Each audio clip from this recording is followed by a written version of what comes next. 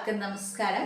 എല്ലാവർക്കും എൻ്റെ യൂട്യൂബ് ചാനലിലേക്ക് സ്വാഗതം. അപ്പോൾ ഞാൻ ഇന്ന് വന്നിരിക്കുന്നത് വളരെ സിമ്പിളായിട്ട് വെക്കുന്ന ഒരു മീൻകറിയുടെ റെസിപ്പി ആയിട്ടാണ്. മാങ്ങയും മുരിങ്ങയ്ക്കൊക്കെ ഇട്ട് നമ്മൾ വീട്ടിലൊക്കെ വെക്കുന്ന ഒരു നാടൻ സ്റ്റൈൽ മീൻകറിയുടെ റെസിപ്പി ആയിട്ടാണ് വന്നിരിക്കുന്നത്.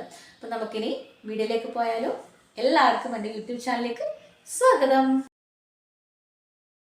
നമ്മൾ സാധാരണ വീട്ടിലുണ്ടാക്കുന്ന ഒരു മീൻ കറിയുടെ റെസിപ്പിയാണ് ഇപ്പോൾ നിങ്ങൾക്ക് കാണിച്ചു തരാൻ പോകുന്നത് കേട്ടോ.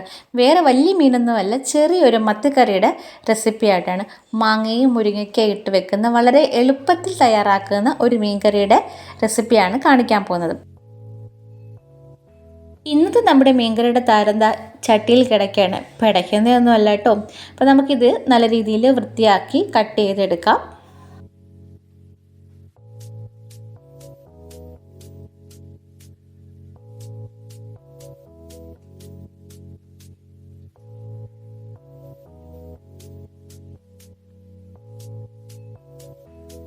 മീനെല്ലാം കഴുകി നല്ല രീതിയിൽ കഴുകി കട്ട് ചെയ്ത് പീസാക്കി വെച്ചിട്ടുണ്ട്. പിന്നെ അത്യാവശ്യത്തിന് മാങ്ങയും നമ്മുടെ പുളിക്കനുസരിച്ചുള്ള മാങ്ങയും പിന്നെ പച്ചമുളകും മുരിങ്ങയ്ക്കയുമാണ് എടുത്തിട്ടുള്ളത്.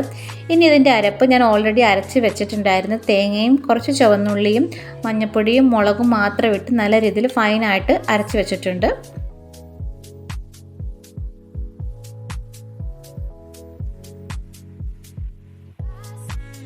ഇനി ഒരു മൺചട്ടി എടുത്ത് നമ്മൾ നേരത്തെ അരച്ച് വെച്ചിരിക്കുന്ന അരപ്പ് അതിലേക്ക് ഒഴിച്ചു കൊടുക്കുക. ഇതിനാവശ്യത്തിന് വെള്ളം, നിങ്ങളുടെ മീൻ കറിക്ക് ആവശ്യമായിട്ടുള്ള വെള്ളവും കൂടെ ചേർത്ത് ഒഴിച്ചു കൊടുക്കുക.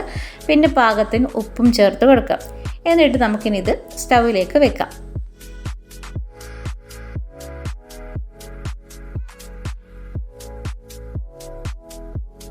അതിനുശേഷം നമ്മുടെ മീൻ കട്ട് ചെയ്തിരിക്കുന്ന മീൻ നമ്മുടെ ഈ അരപ്പിലോട്ട് ഓരോന്നായിട്ട് ഇട്ട് കൊടുക്കുക. പിന്നീട് മാങ്ങയും മുരിങ്ങയ്ക്കയും പച്ചമുളകും എല്ലാം കൂടെ ഒരുമിച്ച് തന്നെ നമുക്കിതിലേക്ക് ഇട്ട് കൊടുത്ത് അടച്ചു വെച്ച് വേവിക്കാം. ഒരു തിള വീഴുമ്പോഴത്തേക്ക് നമുക്ക് തുറന്ന് നോക്കാം, മൂടിയൊക്കെ തുറന്ന് നോക്കാം.